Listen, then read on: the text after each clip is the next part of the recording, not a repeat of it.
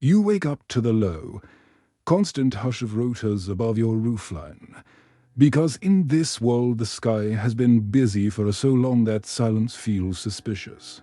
The premise lands first. What if we really had flying cars starting in the year 2000? Not prototypes for the rich, not concept art, but mass-market personal aircraft with licensing, lanes, rules, and infrastructure built into everyday life. The dot-com era does not just connect the world digitally, it lifts it physically. On January 1st, 2000, the first consumer fleets go mainstream, and by 2005 the skyline of every major city looks like a living highway stacked in layers. The first turn feels like a miracle of convenience. Commutes collapse. Suburbs spread farther because distance becomes vertical instead of horizontal. Rural towns get revived because you can live 200 kilometers away and still make it to a meeting. Emergency response becomes faster than anyone thought possible, because a paramedic can land in a parking lot, a rooftop, a field, and be inside a home in minutes. Ambulances become airborne.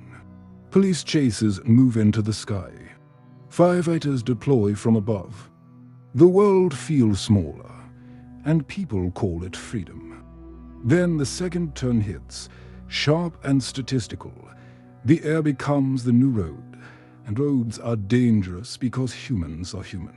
The first year is a catastrophe, not because the machines are evil, but because mass adoption means mass mistakes, weather misjudgments, battery failures, maintenance fraud, panic maneuvers.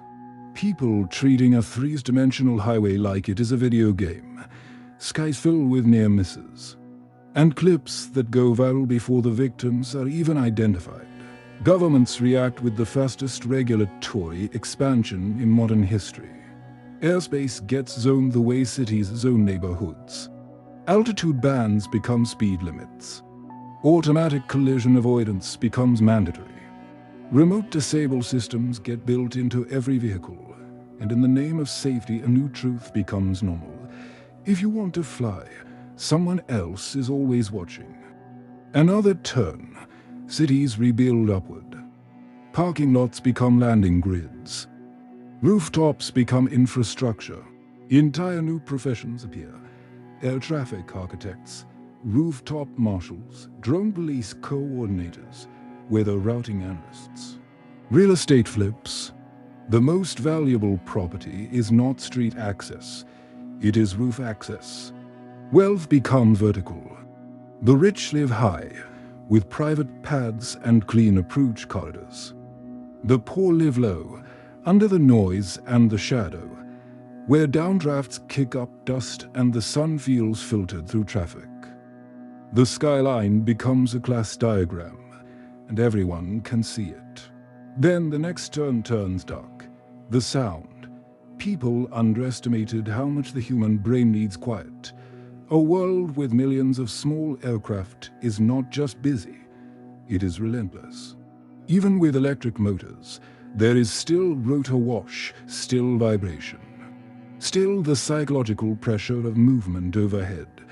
Birds change migration routes, urban. Wildlife disappears. Some neighborhoods become unlivable because of constant turbulence. Cities respond with strict noise corridors, and suddenly the sky is not freedom. It is bureaucracy. The air becomes a grid of permissions. And the dream of personal flight turns into scheduled compliance. Another turn. Crime evolves. Smuggling becomes airborne. Getaways become vertical. Gated communities shift from walls too. Anti-landing defenses. Skyjacking becomes a new fear, and security becomes invasive.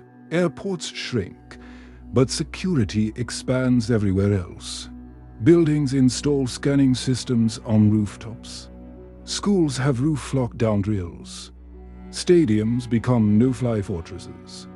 The world starts to feel like it traded highways for a permanent low-level state of airspace paranoia. Then comes the twist that changes history, the wars. In the early 2000s, militaries realized that the planet is training millions of civilians to operate flying machines. Recruitment changes, defense industries explode. Civilian tech bleeds into weapons faster than anyone can regulate. Conflicts become more asymmetric because cheap flying vehicles can be modified. Borders become harder to control, and nations respond by militarizing the sky with automated enforcement the same. Collision avoidance systems that prevent accidents now prevent unauthorized entry, the same remote. Disable that stops reckless pilots becomes a political weapon. Another turn tightens the trap. The internet merges with air traffic. Flying cars become nodes. They communicate. They update. They authenticate. And once anything authenticates, it can be hacked.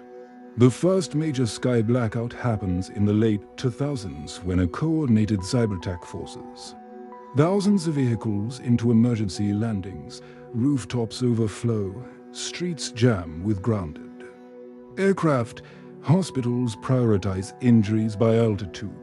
The world learns a new nightmare. In a flying car civilization, software bugs have gravity. After that, autonomy accelerates. Manual control becomes restricted to licensed professionals. While most people fly the way most people use elevators, they press a button and trust the system. Convenience returns, but at a price. The sky becomes an automated commons run by a few platform companies and regulated by governments that now have the technical ability to freeze movement. Another turn, culture changes. Teenagers do not dream of a driver's license. They dream of flight clearance. Dating shifts because rooftop access becomes status.